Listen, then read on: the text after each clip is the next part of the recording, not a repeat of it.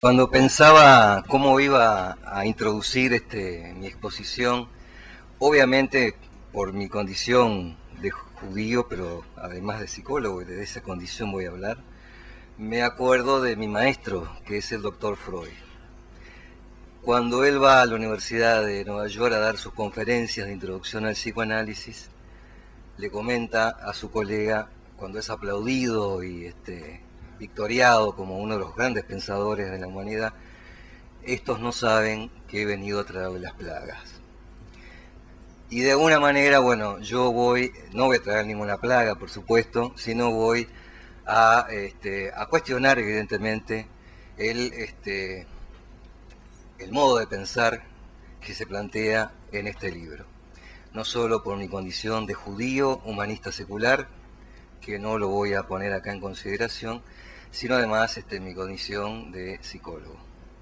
Y mi propio testimonio, que me parece que también es válido: yo soy judío, estoy casado hace más de 30 años con mi mujer, que no es judía, he dado 2 grandes hijos a la comunidad, cuya militancia me enorgullece y han dado un gran aporte.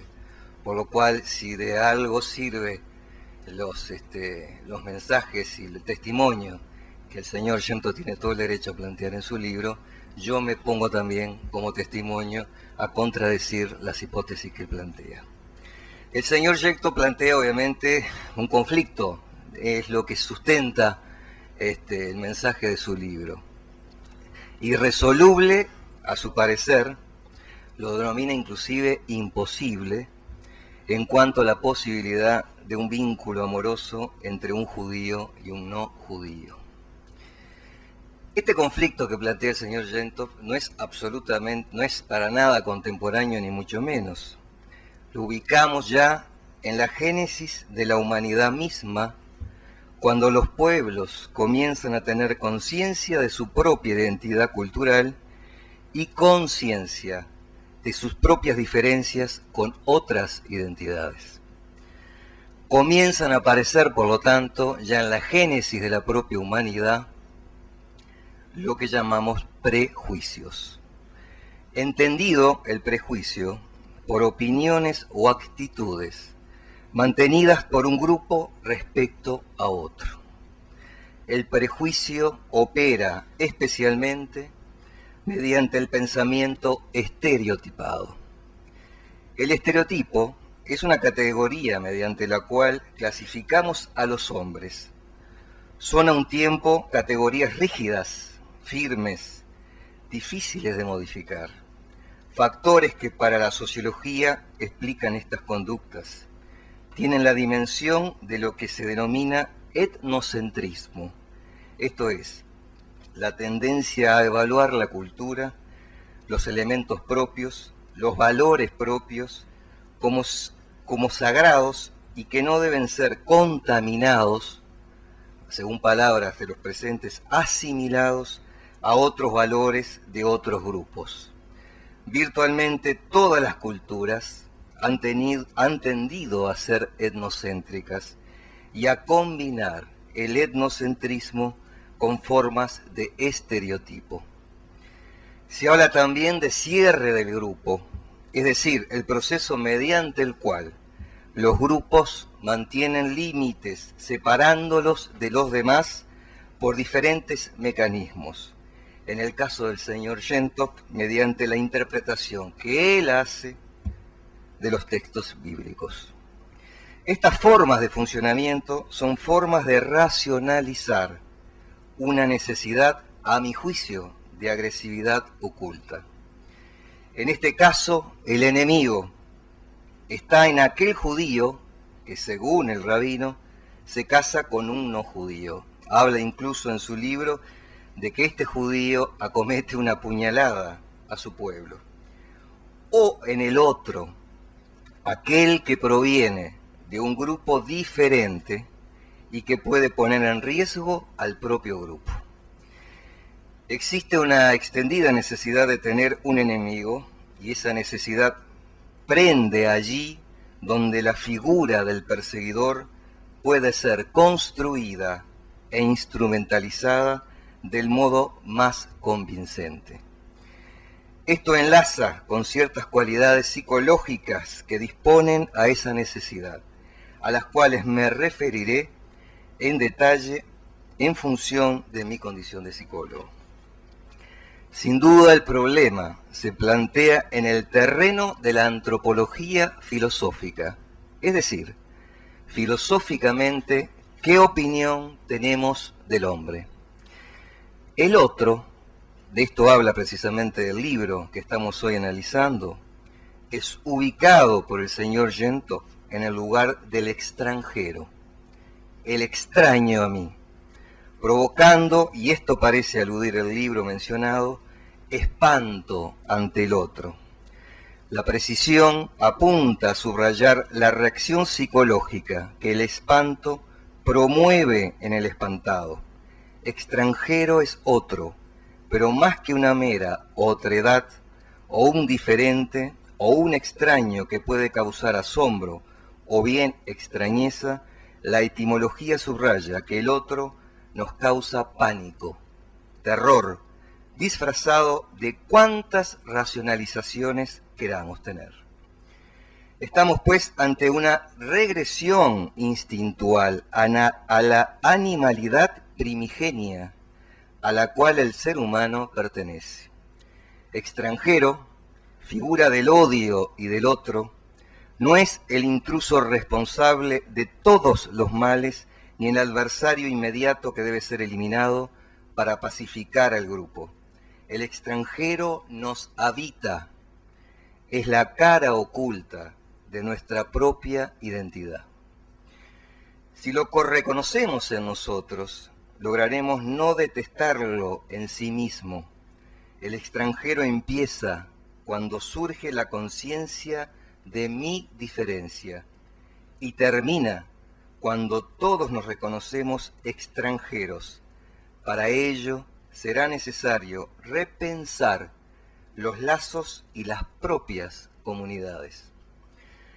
Con la noción freudiana del inconsciente, la involución del extranjero extraño en el psiquismo pierde su aspecto patológico e integra en el seno de la presunta unidad de los hombres una alteridad, a la vez biológica y simbólica, que se convierte en parte de él mismo. En adelante, el extranjero no es una raza ni una nación inquietante. La extranjería está en nosotros. Somos nuestros propios extranjeros. Estamos divididos. El hombre a partir de entonces estará básicamente dividido, desgarrado en su estructura, abierto sin cesar a algo distinto de lo que imagina ser, digamos para simplificar, al inconsciente, y condenado, por lo tanto, a alienarse en las barreras protectoras de la salud como en los vagabundeos de la locura. Mi malestar por vivir con el otro, extraño a mí, mi extranjería, su extranjería, se basa en una lógica perturbada que regula este haz extraño de pulsión y de lenguaje, de naturaleza y de símbolo, que es el inconsciente ya formado por el otro. Mediante el desenlace de la transferencia, dinámica mayor de la alteridad, del amor-odio hacia el otro, de la extranjería constitutiva de nuestro propio psiquismo, a partir del otro me reconcilio con mi propia alteridad extranjería, juego con ella y vivo de ella.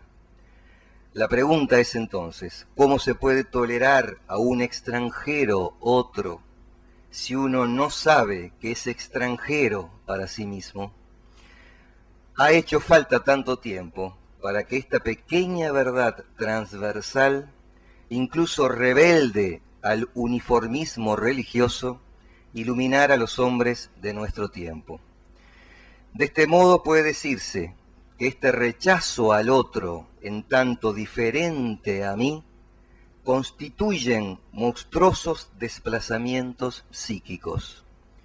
Tras el cosmopolitismo estoico y la integración universalista religiosa, Freud nos dirá que estamos desintegrados por no integrar al otro, que habita en nosotros, nos propone descubrir nuestra turbadora alteridad, puesto que es ella la que hace frente a ese demonio, a esa amenaza, a esta inquietud que engendra la aparición proyectiva del otro en el seno de lo que persistimos en mantener como un nosotros propio y sólido. El extraño está en mí, por dos somos extranjeros. Este es, pues, el mensaje del psicoanálisis que nos legó Freud. Se trataría de un cosmopolitismo de nuevo tipo, que transversal a los gobiernos, a las economías, a los mercados, a la religión, aporta para que la humanidad trabaje solidariamente en base a la conciencia de su inconsciente, anhelante, destructor, temeroso, vacío, imposible. Cuando negamos al otro, proyectamos sin más nuestra pulsión de muerte, en tanto negación de ese otro. Finalmente, para terminar, quisiera mencionar sobre cuál posición ética me ubico en esta disertación.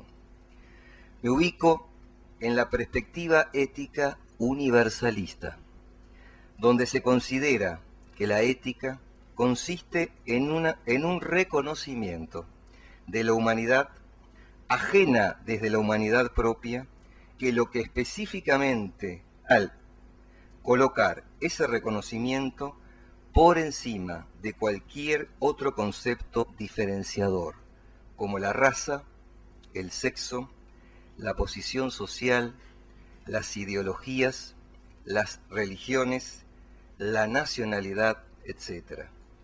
Según este punto de vista que yo sostengo, la ética ha de buscar lo que los humanos tenemos en común, no lo que nos diferencia y singulariza. Desde luego, el respeto a la diferencia es también parte de esa moral, pero en cuanto reconocimiento de que todos somos diferentes. Es por ello que, señor Jentock y audiencia en general, todo matrimonio es inexorablemente mixto. Por tanto, nuestras peculiaridades irreductibles forman parte de lo que cimenta nuestra común condición. Tener diferencias es lo que nos hace parecidos. La ética universalista no es universal porque se empeñe en imponer su criterio al universo entero en cuanto norma externa general, sino porque actúa como la regla privada del sujeto moral, consistente en el compromiso de tratar a todos los humanos de acuerdo con el mismo baremo de dignidad. Es decir, es universal aquella moral que en sus pautas de trato al prójimo ni quiere ni puede hacer excepciones.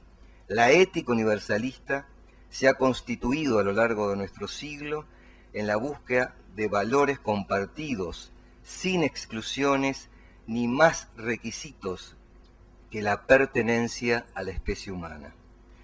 La perspectiva ética universalista se sostiene siempre en la primacía moral del individuo sobre cualquiera de los grupos de afiliación de los que forma parte. Opta por la civilización en el entendido que la problemática humana nos hace a todos más semejantes de lo que las divergencias de nuestras culturas están dispuestas a reconocer.